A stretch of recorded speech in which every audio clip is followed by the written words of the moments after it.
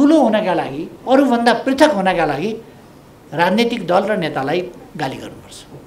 विरोध सहन नसकेर, विरोध सुन्न नसकेर डन्डा लगाउने तरिका छोड्यो भने, गोली हान्ने तरिका छोड्यो भने, झुटा मुद्दा लगाउने तरिका छोड्यो भने मानव अधिकारको हनन कम हुन्छ। अदालतको आदेश विपरीत सरकारले पुलिस पठाएर त्यहाँ पुलिस राज कायम गर्छ, तमासा कायम गर्छ। डेमोक्रेसी कहाँ हो? कानुनको राज कहाँ हो? अनि मानवाधिकार, एक हातले मानवाधिकारको उल्लङ्घन गर्छ, घाँटी निमोड्छ, अर्का हातले उत्पात मचाउँछ। 52 देखि 62 सम्म मात्रै होइन, त्यसभन्दा पछि पनि अनेक व्यक्तिहरूको, निर्दोष व्यक्तिहरूको, असङ्गठित व्यक्तिहरूको सङ्गठित समूहले गरेका हत्याहरू हामीले देख्यौँ। जसले मानवाधिकार उल्लङ्घन गरेको छ उसैले मानवाधिकार संस्था खोलेर, उसैले मानवाधिकारको च्याम्पियन भएर मानवाधिकारको उल्लङ्घन गरे पनि, सरकारको तर्फबाट गरे पनि केही फरक नपर्ने, कुनै कारबाही नहुने, कुनै केही पनि नहुने।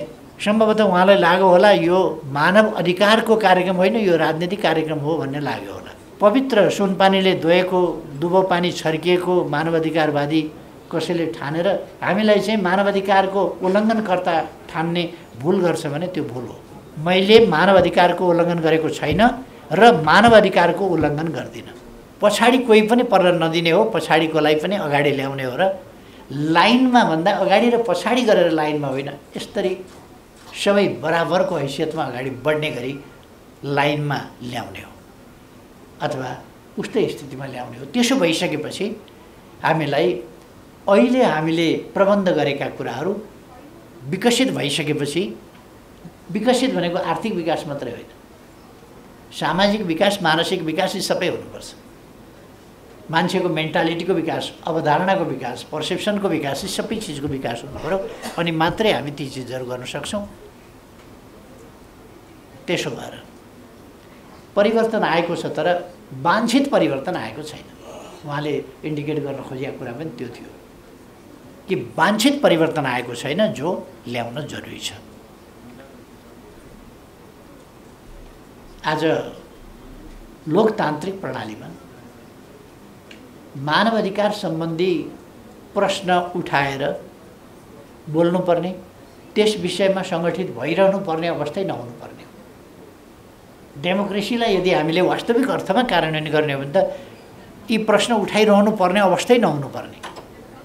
स्वतः मानव अधिकारको परिपालना हुनुपर्ने र मानव अधिकारको अवस्थामा सुधार, उन्नति र परिवर्तन ल्याउनका निम्ति हरेकले सकारात्मक प्रयास गर्नुपर्ने। तर हामीलाई थाहा छ 46 सालको आन्दोलनभन्दा पछि संविधानले शान्तिपूर्ण परिवर्तनको ठाउँ दिएपछि, शान्तिपूर्ण परिवर्तनका बाटाहरू खुला रहेपछि, प्रतिस्पर्धात्मक लोकतान्त्रिक प्रणाली स्थापना भइसकेपछि सशस्त्र सङ्घर्ष भनेर हिंसा सुरु गरियो, जुन कुनै पनि हालतमा जस्टिफाई हुँदैन। संविधानले बाटो नदिएको निहत्था असङ्गठित जनतालाई सङ्गठित राज्यले शक्ति प्रयोग गरेर उनीहरूलाई अगाडि बढ्नबाट, उनीहरूका हित प्राप्त गर्नबाट वञ्चित गरेको छ बलजफ्ती भने त्यस्तो अवस्थामा जनताले प्रतिरोध गर्नु त्यो जहाँ पनि जायज मानिन्छ। तर जब संवैधानिक बाटा खुला छन्, शान्तिपूर्ण बाटा खुला छन्, शान्तिपूर्ण ढङ्गले सामाजिक परिवर्तन र रूपान्तरण ल्याउन सकिन्छ, उत्पादक शक्तिहरूको विकासमा रहेका बाधाहरूलाई हटाउन सकिन्छ भने त्यहाँ हिंसा ग्राह्य, स्वीकार्य हुन सक्दैन। यो कुरा आज होइन, मैले 52 सालदेखि भन्दै आएको र त्यो औचित्यपूर्ण थिएन भन्ने कुरा पनि देखियो। यो प्रसङ्ग मैले किन मात्रै भनेको भने मानव अधिकारको उल्लङ्घन जहिले पनि बलियाबाट हुन्छ, निर्धामाथि। निर्धाका विरुद्ध मानव अधिकार हनन कसको हुन्छ भन्दा बलियाको, सङ्गठितको हुँदैन, असङ्गठित र कमजोरहरूको हुन्छ, निर्धाहरूको हुन्छ। अनि राज्यले हामीले मानव अधिकारको उल्लङ्घन सम्बन्धी विषय तीन हिसाबले हेर्नुपर्छ। एउटा अथवा चार हिसाबले भने पनि हुन्छ। एउटा, राज्यले गर्ने मानवाधिकारको उल्लङ्घन। राज्य त सङ्गठित हुन्छ र राज्यले आफ्नो यथार्थमा भन्ने हो भने राज्य जहिले पनि यथास्थितिवादी हुन्छ। राज्यले संविधान कानुन बनाएर त्यो प्रणालीलाई, त्यो अवस्थालाई निरन्तरता दिन चाहन्छ। केही विकासका पक्षहरू त्यसमा राख्न खोज्ला, तर मूलतः भन्ने हो भने राज्य यथास्थितिवादी हुन्छ र उसले प्रतिद्वन्द्वीमाथि, त्यो प्रतिद्वन्द्वी जस्तो पनि हुनसक्छ, वैयक्तिक पनि हुनसक्छ वा जुनसुकै रूपको पनि हुनसक्छ। कस्तोलाई प्रतिद्वन्द्वी ठान्दो रहेछ राज्यले भन्ने त हामीले देखेका छौँ नि। हामीले बाँकावीर र उनको समूहको कुरा गरिरहनु परेन, या शुक्रास उसको दशरथ चन्दका हजुरबा, उनका हजुरबाका दाजुहरूको हत्या कसरी भयो राणाहरूको विरुद्ध बोल्दा भन्ने कुरामा गइरहनु परेन, लखन ताफा विद्रोहमा गइरहनु परेन। हामी शुक्रास शास्त्रीलाई हेर्न सक्छौँ। शुक्रास शास्त्री वास्तवमा उहाँले फाँसी किन पाउनु? कुनै विवेकले, कुनै तर्कले, कुनै पनि हिसाबले राणा क्रूर थिए, दमनकारी थिए, राज्य सत्ता ताकेको हुनाले, राणाहरू हटाउनुपर्छ भनेको हुनाले, प्रजा परिषद खोलेको हुनाले, राणा हटाउन जनतालाई आह्वान गरेको अथवा उनीहरूको भाषामा जनतालाई उक्साएको, बहकाएको, जेसुकै भने पनि गरेको हुनाले धर्मभक्त दशरथ चन्द वा गङ्गालाललाई फाँसी दिए भन्न सकिन्छ। शुक्रास शास्त्रीलाई किन दिए? उहाँ त प्रजा परिषद पनि होइन, उहाँले राणा फाल्नुपर्छ आह्वान पनि गर्नुभएको थिएन, उहाँले पर्चा पनि छर्नु भएको थिएन, के पनि गर्नुभएको थिएन। उहाँले त गीता प्रवचन गर्नुभएको थियो, गीता प्रवचन गर्नुभएको थियो र गीता प्रवचन गर्दा गर्दै उहाँलाई 95 सालमा गिरफ्तार गरेर जेलमा हालिएको थियो। 97 सालको पर्चाकाण्ड, 97 सालका तथाकथित विद्रोहका प्रयासहरू भनेर शासन उल्टाउन खोजेको भने उल्टाउन त खोजेको हो, तर आन्दोलन त्यहाँ पुगेकै थिएन, पर्चा छरिया थियो, बोलिएको केही कुराहरू थियो।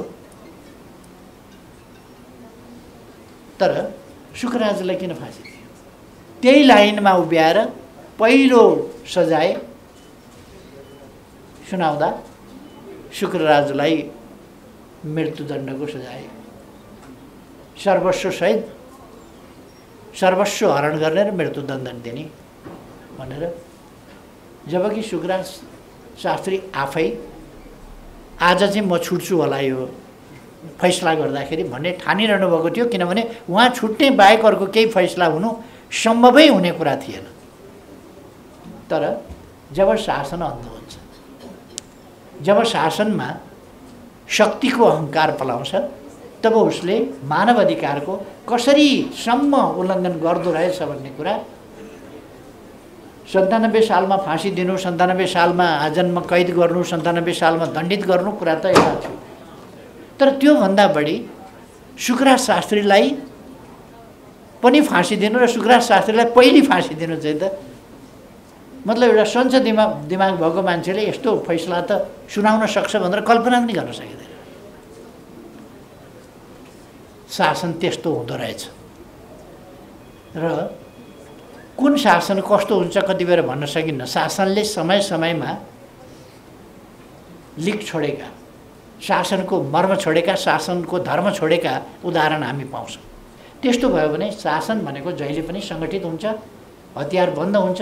त्यसले शासनभन्दा त अरू कमजोरै हुन्छन्, त्यसकारण अरूको मानवाधिकारको हनन गर्छ कि भनेर सतर्क हुनुपर्दछ।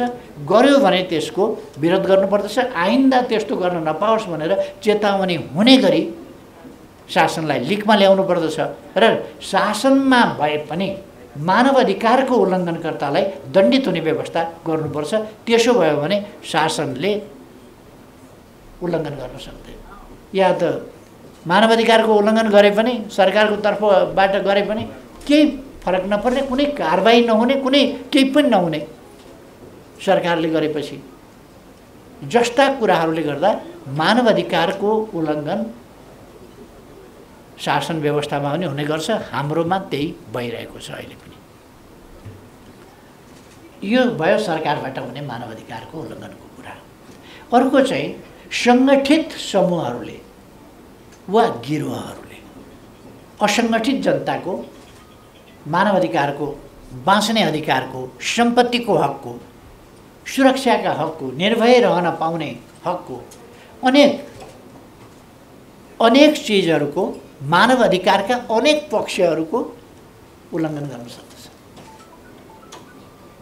जुन कुरा अघि साथीहरूले भन्नुभयो, जति बेला राज्य सहरबाट गाउँ पस्न सकेन भन्नुभयो, सहरबाट गाउँ पस्न नसकेको मात्रै होइन, सहरमै पनि हलन चल भएर कक्रक्क परेर बस्छ सरकार। त्यस्तो अवस्थामा मानवाधिकारको आन्दोलन, मानवाधिकारका विभिन्न सङ्घ संस्थाहरू थप खोल्नुपर्ने हो। अझ विडम्बना त के भयो भने मानवाधिकारको इस्युलाई एउटा राजनीतिक अस्त्रको रूपमा प्रयोग गर्ने त्यो धुर्त्याइ पनि भयो। अब जसले मानवाधिकार उल्लङ्घन गरेको छ उसैले मानवाधिकार संस्था खोलेर, उसैले मानवाधिकारको च्याम्पियन भएर, अनि मानवाधिकार एक हातले मानवाधिकारको उल्लङ्घन गर्छ, घाँटी निमोड्छ, अर्का हातले उत्पात मचाउँछ। त्यसको विरोध कसैले गर्यो भने त्यसलाई अनेक लाञ्छित गर्छ, तर्साउँछ, धम्काउँछ र मानवाधिकारको प्रश्न त्यो विरोध गरेकोमा चाहिँ उठाउँछ। यस्ता कुराहरू पनि हामीले देख्यौँ, जो 52 देखि 62 सम्म मात्रै होइन, त्यसभन्दा पछि पनि अनेक व्यक्तिहरूको, निर्दोष व्यक्तिहरूको, असङ्गठित व्यक्तिहरूको, सङ्गठित समूहले गरेका हत्याहरू हामीले देख्यौँ।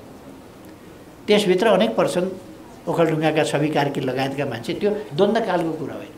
द्वन्द्वकालमा पनि द्वन्द्वको कारणले, द्वन्द्वमा शरिक भएर होइन, द्वन्द्वमा शरिक नभएका मान्छेहरूलाई आफ्नो प्रभावको साम्राज्य कायम गर्न, साम्राज्यवाद भनेको चाहिँ 7 समुद्र पारी खोज्न जानु पर्दैन, त्यो साम्राज्य कायम गर्ने नै हो, आफ्नो आतङ्कको साम्राज्य कायम गर्ने नै हो। त्यो साम्राज्य गच्छेअनुसारको कायम हुँदो रहेछ नि त। त्यो कायम गर्नका लागि त्यो हुने कुरा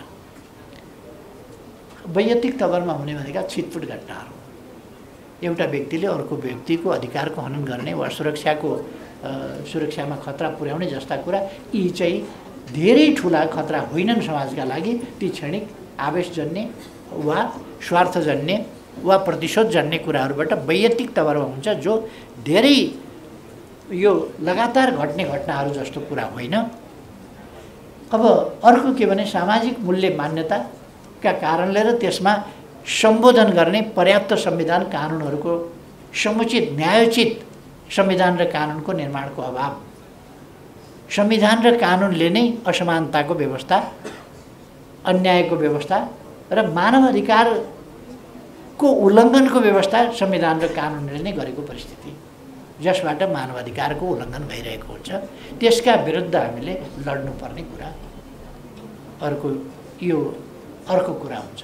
अर्को चाहिँ विभिन्न हिसाबले समाजमा असमानता, जसले गर्दा शोषण, चरम गरिबी, भोकमरी जस्ता कुराहरूबाट वा सामाजिक अज्ञानता या पछौटेपन आदि कुराहरूले हुने मानवाधिकारको उल्लङ्घन, परिस्थितिजन्य एउटा उल्लङ्घन।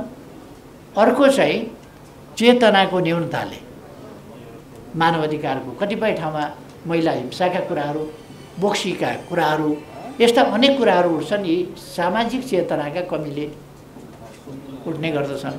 कतिपय ठाउँमा लोभ प्रलोभनले यी कुराहरू उठ्ने गर्दछन्, कतिपय ठाउँमा प्रतिशोधले उठ्ने गर्दछन्।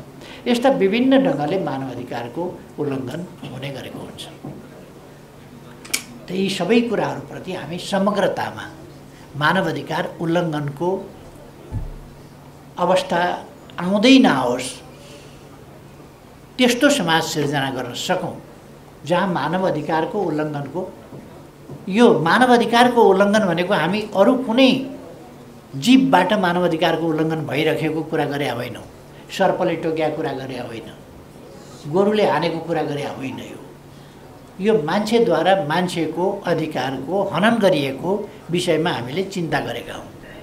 अरू भनेको अपवादका रूपमा अक्कल झुक्कल हुने कुरा हो, तर मानवद्वारा मानवमाथि गरिने अधिकारको, उसको अधिकारको उल्लङ्घन अथवा उसको हनन, अधिकारको हनन जस्ता कुरा, यस्तो हुन नहुने समाजको निर्माण, जसलाई हामीले कम्प्रेहेन्सिभ डेमोक्रेसी भनेका छौँ, जहाँ राजनीतिक, सम्पूर्ण राजनीतिक स्वतन्त्रता लगायतका, मौलिक हक लगायतका सम्पूर्ण अधिकारहरू र ती अधिकारसम्म पुग्ने अवसरहरू, त्यसै गरेर आर्थिक क्षेत्रमा गरिबीबाट उन्मुक्ति र जैविक र मानवीय आवश्यकताहरूको परिपूर्ति, अर्को शब्द लगाउने हो। जैविक आवश्यकता एक तहको कुरा हो र मानवीय आवश्यकता जैविक पनि हुन्छ र जैविक माथि फेरि मानिस जीव मात्रै होइन, मान्छे हो।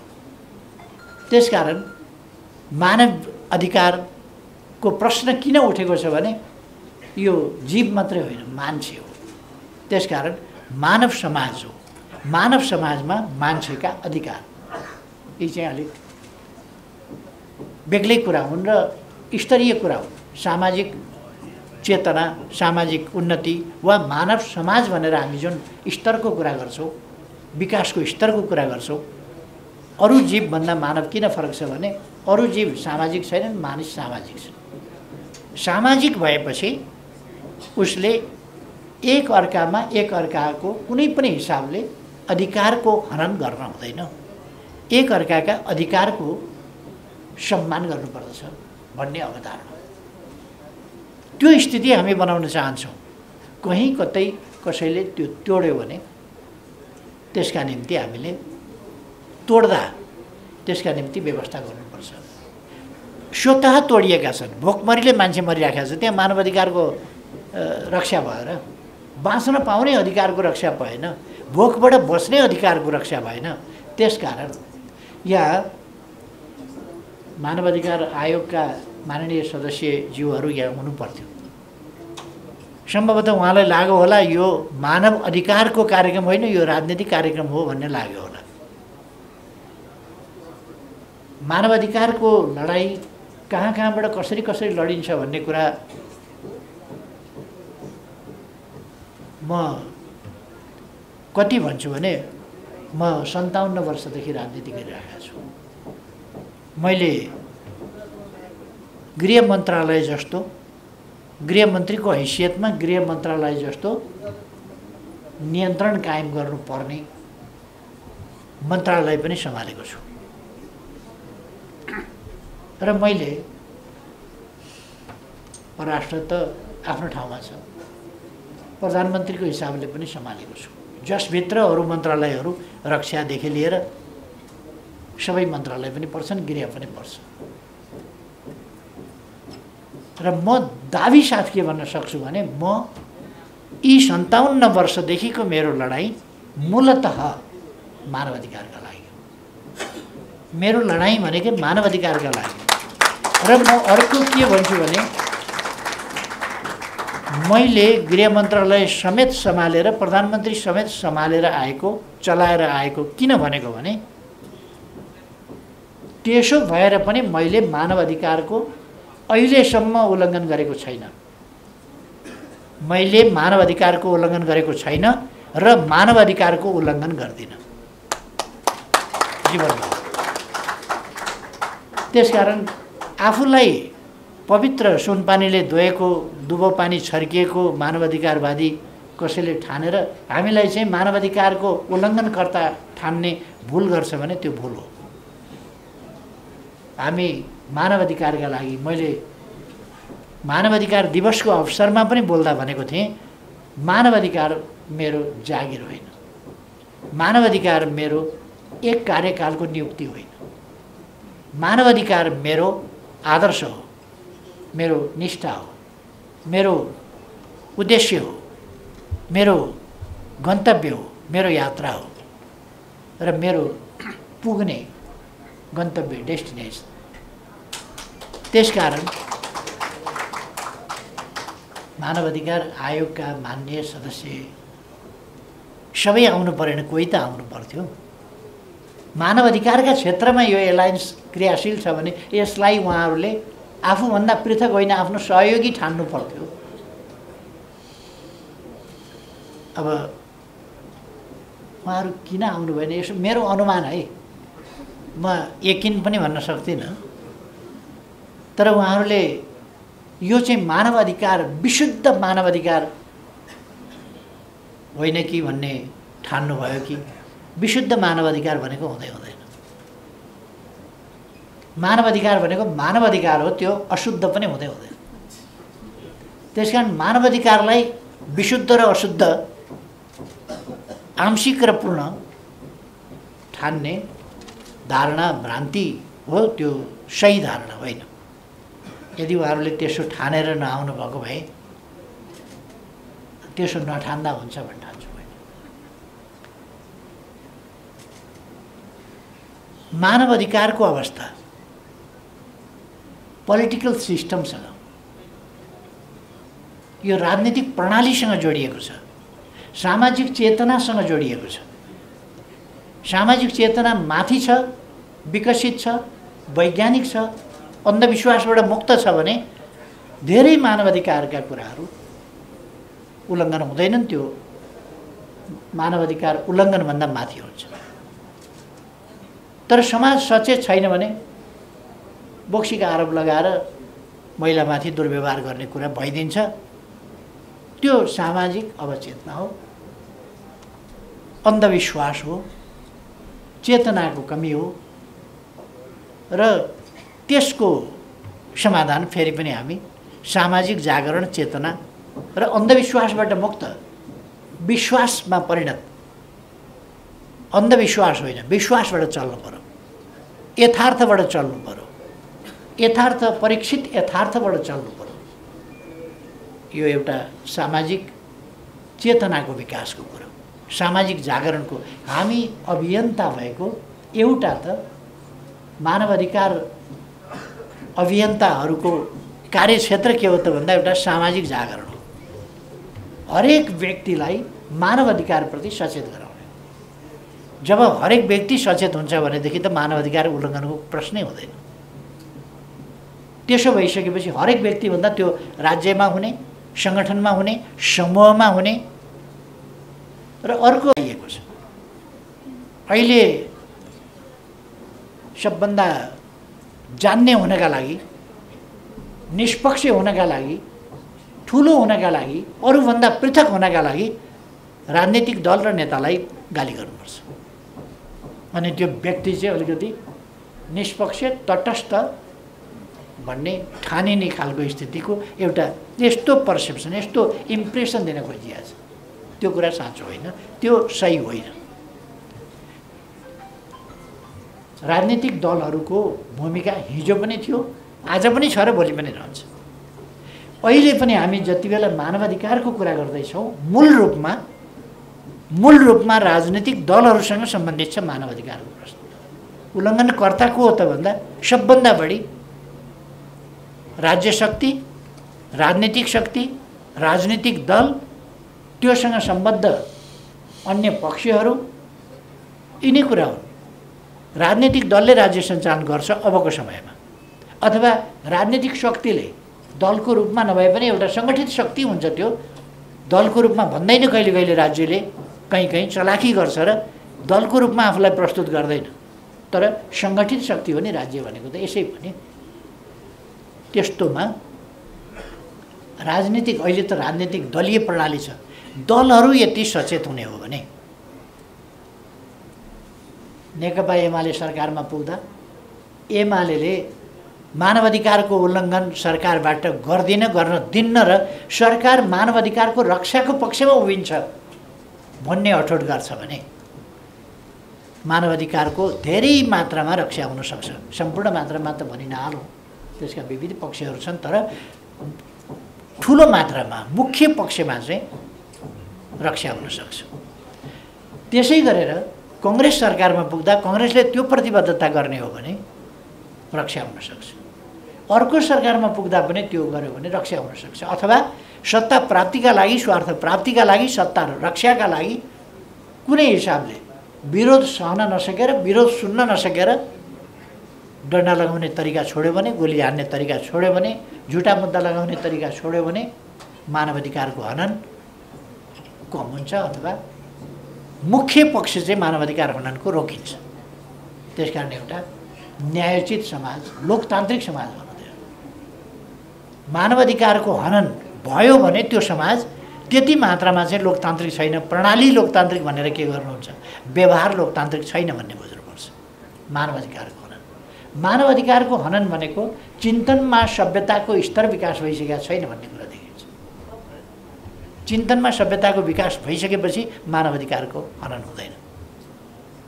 र हरेक नेताहरूले, हरेक शासकहरूले र त्यसमाथि पनि देशका मुख्य रूपमा प्रधानमन्त्री, गृहमन्त्री र प्रशासन सञ्चालन गर्ने अङ्ग निकायहरू, त्यससँग सम्बद्ध व्यक्तिहरू, उनीहरूमा मानवाधिकारप्रतिको प्रतिबद्धता भयो भने मानवाधिकार उल्लङ्घन हुँदैन। यो प्रतिबद्धता आजको आवश्यकता हो। तर सरकार कस्तो छ, अघि साथीहरूले भन्नुभयो रेड क्रसमा अदालतले चल्न दिनु भन्छ। अदालतको आदेश विपरीत सरकारले पुलिस पठाएर त्यहाँ पुलिस राज कायम गर्छ, तमासा कायम गर्छ। डेमोक्रेसी कहाँ हो? कानुनको राज कहाँ हो? यस प्रकारका क्रियाकलापहरू हुन्छ। हामीले निर्वाचनमा देख्यौँ विपक्षी पार्टीका उम्मेदवारहरू त गिरफ्तार गर्ने, लगेर हिरासतमा थुनामा राख्ने अनि चुनाव यता बुथ कब्जा गर्ने, यी खालका कामहरू यो मानवाधिकारसँग, डेमोक्रेसीसँग सम्बन्धित छ, मानवाधिकारसँग सम्बन्धित छ। र मानवाधिकार सोझै डेमोक्रेसीसँग सम्बन्धित छ। डेमोक्रेसी भनेको जनतन्त्र, डेमोक्रेसी भनेको लोकतन्त्र। लोकतन्त्रमा लोकले आफ्नै विरुद्ध केही पनि प्रयोग गर्दैन। विरुद्ध प्रयोग गर्ने भनेको कहिले कहिले स्वयं दण्ड घोषित गर्दा मात्रै प्रयोग गर्ने हो। कहिले कहिले यस्तो परिस्थितिहरू हुन्छ कि मान्छेले आफूलाई स्वयं दण्ड घोषित गर्छ, अथवा यस्ता अरू कारणहरू हुन सक्छन्, विश्वासका, आस्थाका कारणहरू हुन सक्छन्, जसले गर्दा आफैलाई कष्ट हुने खालका काम पनि मान्छेले कहिले कहिले गर्छ। तर आम रूपमा त्यसलाई मानवाधिकारको हनन चाहिँ हामी भन्दैनौँ। आफैले कष्ट बिहोर्ने खालका कामहरू गर्दाखेरि, अरूले खाना दिएन भने मानवाधिकारको हनन भन्छौँ हामी। कहिले कहिले व्रत बस्दाखेरि, निराहार व्रत बस्दाखेरि, निर्जला व्रत बस्दा पनि मानवाधिकारको हनन भन्दैनौँ। पानी खानै नदिएर कसैलाई राख्न पाइँदैन, मानवाधिकारको हनन हुन्छ। आफैले पानी नखाइकन धर्म कमाउँछु र स्वर्गै जान्छु, सोझै पानीमा नपसी पुलैबाट तर्छु अथवा जम्प गरेरै डाइभ हानेरै स्वर्ग जान्छु भन्छ भने कसको के लाग्छ? त्यस्तोमा मानवाधिकारको हनन भएको मानिँदैन। त्यो आफूलाई कहिले कहिले आफ्नै हित विरुद्ध जस्तो देखिने, तर यो स्वेच्छाको कुरा हो। अब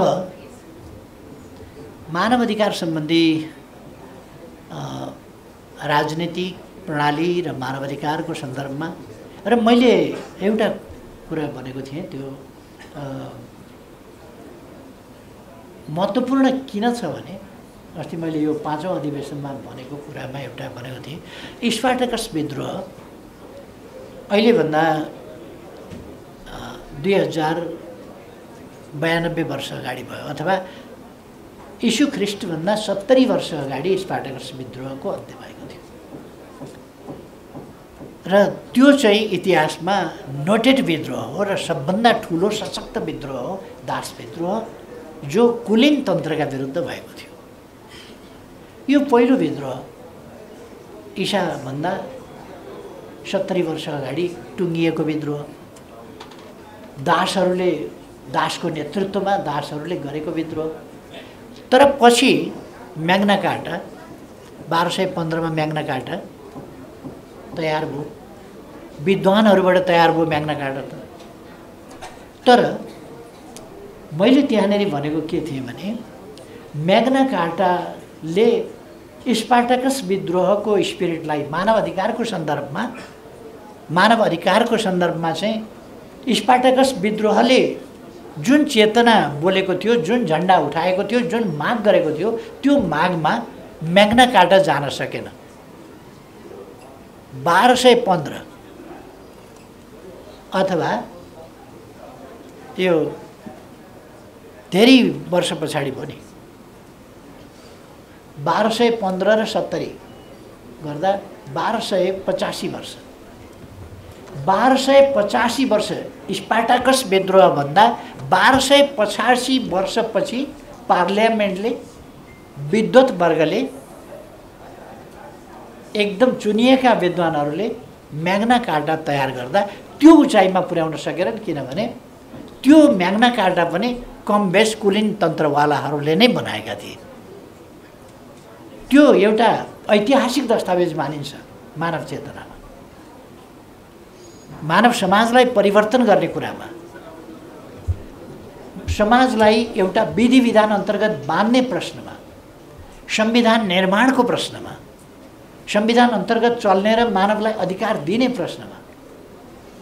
तर म्याग्ना कार्टाले हैसियतका आधारमा अधिकार प्रदान भन्यो।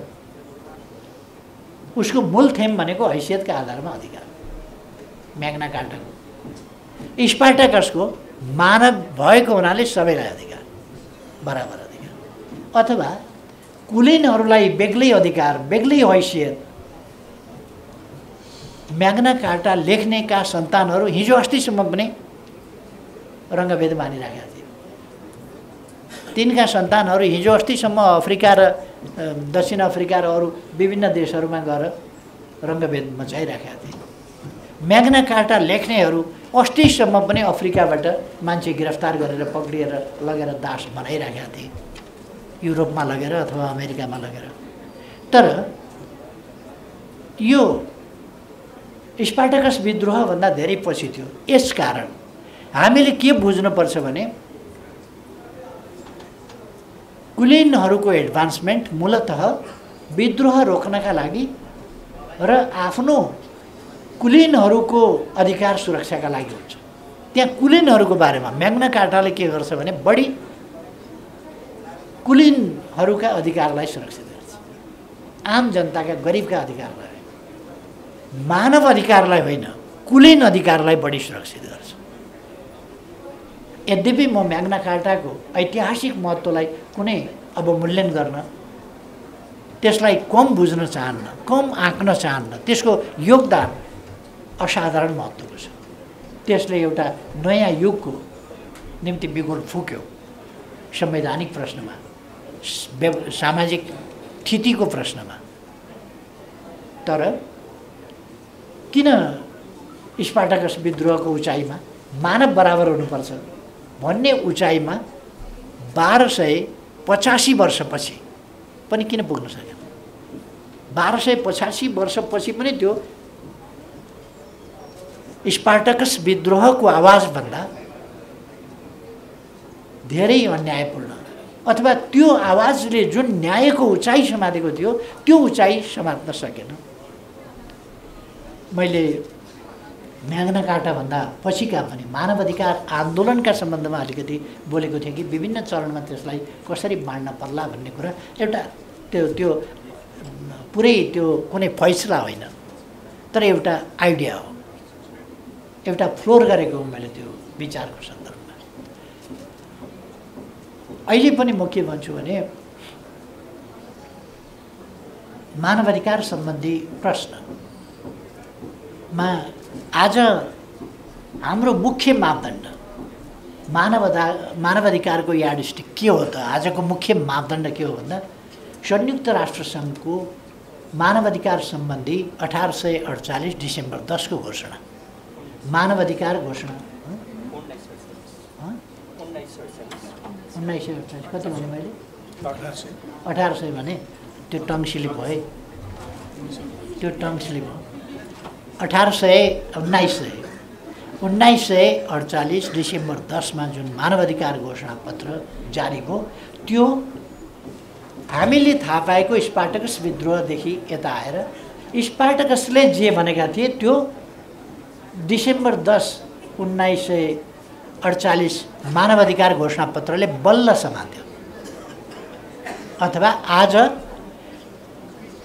पीडितको आवाज चाहिँ सामान्य आवाज हुन, सबैको साझा आवाज हुन कति लाग्दो रहेछ। पीडितको आवाज स्पार्टकसले बोलेका थिए। त्यसकारण मानवाधिकार सम्बन्धी पीडितको आवाज र त्यो पीडितको आवाज, भोगाईको आवाज र देखाइको आवाज, त्यसलाई एक ठाउँमा ल्याउन कति समय लाग्दो रहेछ भन्दा संयुक्त राष्ट्रसङ्घले नै गर्यो नि त्यो त। जुन जुन ठाउँमा मानवाधिकारको चरम उल्लङ्घन छ, जहाँ बोल्न दिँदैन, जहाँ विचार धारण गर्न दिँदैन, त्यो पनि पक्ष भएको छ त्यसको। त्यसपछि राजा महेन्द्रले दलीय व्यवस्था अन्त्य गरेर त्यसपछि नै गरे हो नि। त्यसपछि नै त्यसबेला त्यो घोषणा गर्दा त्यसको विरोध त राणाहरूले पनि गरेनन्, मानवाधिकारको घोषणापत्रको चाहिँ विरोध गरेनन्, तर उनीहरू त विरोधमै थिए त, विरोधमै थिए। यसो भएर एउटा मानवाधिकारप्रतिको लिप सर्भिस देखिँदो रहेछ। मानवाधिकारप्रतिको लिप सर्भिस राणाले पनि गरे। युद्ध शमशेरको एउटा भनाइ, म जनताको मालिक होइन सेवक हो भने युद्ध शमशेर। जनताको मालिक होइन सेवक हो, जुन कुरा आज पनि हामी भनिराखेका छौँ।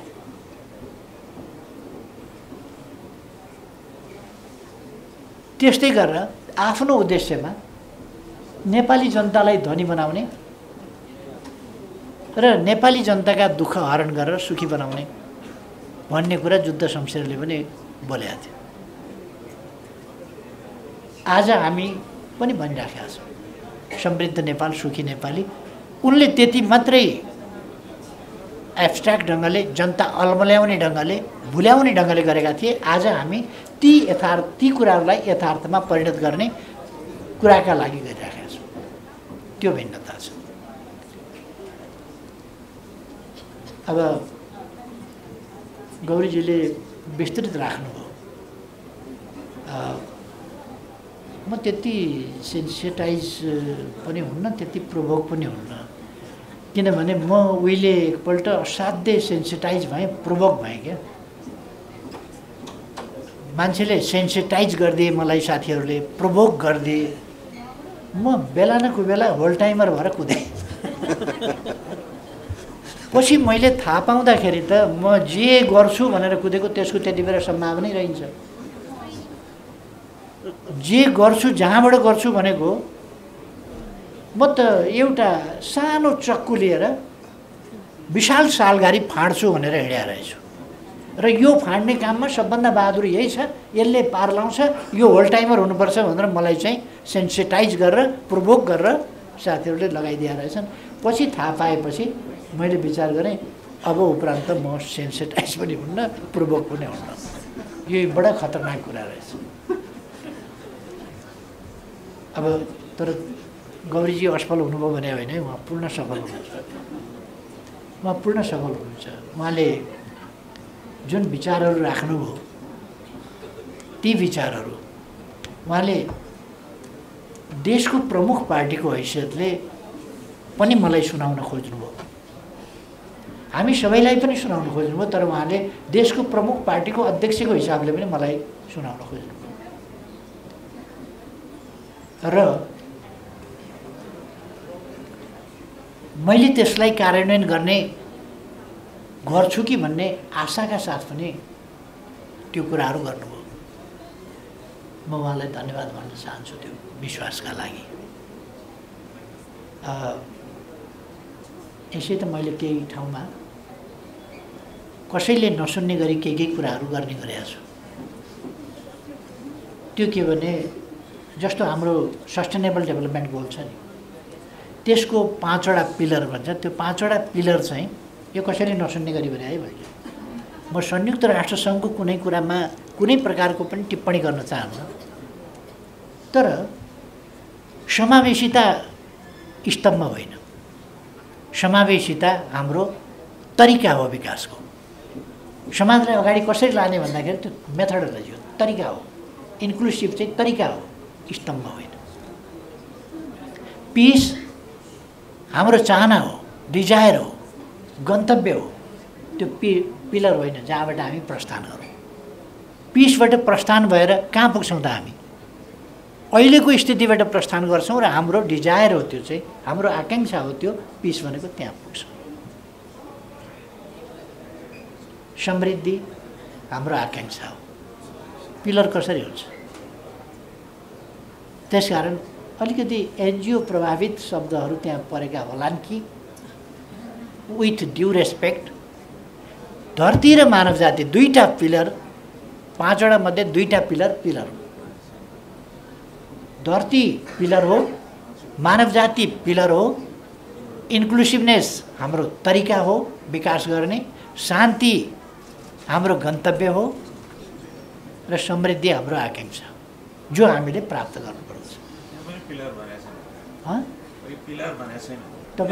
तपाईँले भनेको छ 5 पिलर्स भनेको छ। 3 पिलर्स इकोनोमिक तपाईँले भन्नुभएको छ, सोसल र इन्भाइरोमेन्ट भनेको छ। पिलर त्यो 5P चाहिँ एप्रोचमेन्ट। मैले नै गल्ती गरेँ भन्दाखेरि अथवा त्यो भनेको छैन भने त्यहाँ मेरै मिस्टेक हुनसक्छ, तर आधार स्तम्भ भन्छ क्या, त्यहाँ 5 पिलर्स नै भन्छ आधार स्तम्भ।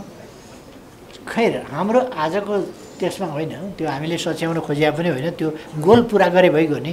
17वटा लक्ष्यहरू र 69वटा हाम्रा अरू सहायक लक्ष्यहरू ती पुरा गरे भइगयो नि। अरू बसमै हामी जानु परेन, ती चाहिँ हामीले पुरा गर्नतिर लाग्नु पर्यो।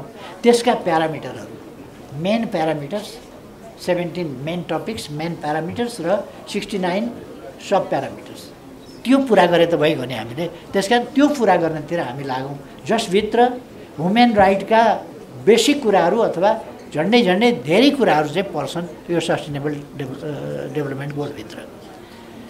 अङ्ग्रेजीमा चाहिँ ठिक शब्द प्रयोग गरेको छ, सस्टेनेबल डेभलपमेन्ट गोल। नेपालीमा चाहिँ दिगो विकास लक्ष्य भनेर त्यसमा लक्ष्य भनेको छ, टार्गेट लक्ष्य भनेको चाहिँ बेग्लै कुरा हो। गोल प्राप्त गर्नका लागि पोलिसी प्रोग्राम इम्प्लिमेन्ट गर्नका लागि प्लानिङ गरिन्छ र एउटा प्रोजेक्ट हुन्छ भनौँ न, प्रोजेक्ट विशेषमा अनि त्यसका आवधिक र अनेक टार्गेटहरू हुन्छ, ती पुरा गर्दै अगाडि बढ्ने हो। त्यसकारण त्यसमा शाब्दिक कन्फ्युजन पनि छ। एउटा नेपालीमा अनुवाद गर्दा चाहिँ शाब्दिक कन्फ्युजन, युएनले भनेकोमा अङ्ग्रेजीमा भनेकोमा चाहिँ ठिक छ, सस्टेनेबल डेभलपमेन्ट गोल चाहिँ ठिक हो, तर दिगो विकास लक्ष्य चाहिँ ठिक होइन। दिगो विकास गन्तव्य, दिगो विकास उद्देश्य, त्यो चाहिँ ठिक हो। त्यसमा हामी पुग्नै पर्ने छ। र एउटा अलिकति गौरीजीले बहस छेड्नुभएको छ कि राष्ट्रिय गौरवको आयोजना सामाजिक क्षेत्रतिर किन नहुने भन्ने कुरा, यो अलिकति मिल्दैन कि भन्छु। के भने हामीले आयोजना र अभियान र आयोजनालाई छुट्याउनुपर्छ। सामाजिक न्याय र समानता कायम गर्ने सामाजिक जागरणको चाहिँ अभियान हुन्छ र एउटा प्रोजेक्ट भनेको चाहिँ आवधिक, जस्तो प्रोजेक्ट कस्तो भने एउटा हाइड्रो पावर प्रोजेक्ट केही गऱ्यौँ हामीले, एउटा बाटो बनायौँ भने कति समयमा त्यसलाई कति कम्प्लिट गर्ने, त्यो कम्प्लिट हुन्छ क्या। यो सामाजिक जागरण अभियान भनेको चाहिँ त्यस्तो फ्याक्टै कम्प्लिट भइहाल्ने पनि होइन। यो आज कम्प्लिट भयो, आज मेरो चेतना पुग्यो भन्ने ठाउँ त हुँदैन नि, चेतना पुग्यो भन्ने ठाउँ हुँदैन। त्यस कारण यो अभियान हो र यसले वाञ्छित सफलता प्राप्त गर्नुपर्छ। यसमा यो वाञ्छित सफलता प्राप्त गर्न अभियान चलाउँ, त्यसका निम्ति बजेट एलोकेट गरौँ, त्यसलाई national a campaign of national pride भनौँ, तर प्रोजेक्ट होइन। नेसनल प्राइडका हामीले प्रोजेक्ट भनेका छौँ नि। Project is something different. उत्पादनका दुईटा क्षेत्र हुन्छ, प्रत्यक्ष उत्पादनको क्षेत्र र परोक्ष उत्पादनको क्षेत्र। भौतिक पूर्वाधार र सामाजिक पूर्वाधार भन्छौँ नि हामी। सामाजिक पूर्वाधारको विकास र भौतिक पूर्वाधारको विकास, सामाजिक पूर्वाधारको विकासलाई लक्ष्य केही मात्रामा लक्षित गरेर गर्न सकिन्छ। जस्तो विद्यार्थी भर्ना दर यसपल्ट कति पुर्याउने, कति वर्षभित्र 100% विद्यार्थी भर्ना दर पुर्याउने, स्कुलमै रिटेन गर्ने, विद्यालय क्याम्पसमा रिटेन गर्ने प्रतिशतलाई कुन समयमा कति पुर्याउने, यस्ता लक्ष्यहरू राख्न सकिन्छ। तर यो फेरि पनि प्रोजेक्ट होइन, यो एउटा क्याम्पेन हो, यो एउटा उद्देश्य हो, हाम्रो योजना हो। योजनाका हामीले दुईटा कुरा भन्छौँ नि, एउटा प्रोजेक्टलाई योजना भन्छौँ, अर्को प्लानिङलाई योजना भन्छौँ। यो प्रोजेक्ट चाहिँ होइन। त्यसकारण हामीले प्रोजेक्टलाई प्रोजेक्ट अफ नेसनल प्राइड भन्ने गरेका छौँ, क्याम्पेनलाई भनेका छैनौँ। क्याम्पेनलाई पनि भन्दा हुन्छ, क्याम्पेनलाई पनि हामीले क्याम्पेन अफ नेसनल प्राइड भन्न सकिन्छ। यस्तो अभियान जो राष्ट्रिय गौरवपूर्ण छ। महिला र पुरुषका बीचको असमानता भनेको असभ्यताको प्रतीक हो, सभ्यताको विकास भइ नसकेको कुरा हो। महिला र पुरुषको बीचमा जुन असमानता हुन्छ त्यो त महिलाहरूप्रति सम्मान गरिँदैन भने, त्यो महिलाहरूलाई समान अधिकार दिइँदैन भने, अथवा उनीहरूलाई अर्को दोस्रो दर्जाका ठानिन्छ भने, महिलाहरू शारीरिक रूपले तुलनात्मक रूपमा अलिकति होचा हुन सक्छन्। बनावट फरक हुन्छ नै, पुरुषको र महिलाको बनावट फरक हुन्छ, अलिकति शारीरिक रूपमा पुरुषको तुलनामा कमजोर पनि हुन सक्छ। तर बुद्धिमा कमजोर हुनुपर्ने त केही पनि छैन नि त। के हो, खलिफाहरूको दुनियाँ हो र यो विश्व? हामीले त मान्छेको विश्व पो बनाउन खोजिया त, खलिफाको विश्व बनाउन त खोजिया होइन। अनि पुरुषले खलिफागिरी गर्ने। त्यसकारण पुरुषका बीचमा त यो तौल समूह भन्छ नि, बक्सिङ खेल्दा, कुस्ती खेल्दा, के खेल्दा तौल समूह खेलाउँछ भने बलमा पनि तौल समूह हुन्छ क्या। त त्यसो भइसकेपछि महिलाहरूले समानता प्राप्त गर्ने भन्ने कुरा सामाजिक हक अधिकारको प्रश्न हो। सामाजिक हक अधिकार, सामाजिक मर्यादा प्रतिष्ठादेखि सम्पूर्ण कुराहरूमा हक अधिकारको कुरा, यो स्वीकार नगर्नु अथवा यसको समुचित व्यवस्था नगर्नु सभ्यताको न्यूनता हो, सभ्यतामा नपुग्नु हो। अहिले हामीले सभ्यता बुझ्न खोजेका छौँ र अहिले स्वीकारोक्ति 33%मा पुगेका छौँ हामी, अलिकति बराबरको। किनभने त्यो डेभलप नगरिकन फेरि हामीले एकैचोटि 50% गऱ्यौँ भने व्यवहारिक नहुन सक्छ, हुँदैन। त्यसकारण त्यसलाई 50% पुर्याउनका लागि त्यो मानसिकताका साथ त्यो सत्यलाई स्वीकारेर अनि त्यसलाई यथार्थमा परिणत गर्ने प्रयास र अभ्यास अगाडि बढाउनुपर्छ भन्ने कुरा हो। अब मेरो अर्को प्रोग्रामलाई ज्यादै ढिलो भएछ फेरि। त्यसो भएर म अब कन्क्लुजनतिर जान चाहन्छु। मानव अधिकारको सन्दर्भमा जुन प्रयास मानव अधिकार एलायन्सले गरिरहेको छ त्यसलाई म उच्च मूल्याङ्कन गर्न चाहन्छु, प्रशंसा गर्न चाहन्छु। आज जो साथीहरू सम्मानित हुनुभएको छ, प्रशंसित हुनुभएको छ, खुसीको कुरा हो। हामी योगदान बिर्सिँदैनौँ, सम्झिँदा रहेछौँ। कोही सम्झिन छुट्नु भएको रहेछ भने फेरि सम्झिन्छौँ भन्ने कुरा पनि यसले देखाउँछ। म साथीहरूलाई बधाई भन्न चाहन्छु सम्मानित हुनुभएकोमा, धन्यवाद भन्न चाहन्छु। यो सम्मान भन्ने कुरालाई धनराशिसँग जोड्न सकिँदैन। सम्मान भनेको कुनै पुरस्कारसँग पनि जोड्न सकिँदैन। सम्मान भनेको बेग्लै चिज हो। त्यसकारण म साथीहरूलाई यस सम्मानबाट सम्मानित हुनुभएकोमा धेरै धेरै बधाई भन्न चाहन्छु र सम्मानित भइरहनुहोस् तपाईँहरू। यस्ता कामहरू विगतका अनुभव समेतलाई लिएर अझ उन्नत स्तरबाट गर्दै जानुहोस्, सफलतापूर्वक गर्दै जानुहोस्, शुभकामना भन्न चाहन्छु। आज तपाईँहरूले यो मानव अधिकार एलायन्सको 23औं स्थापना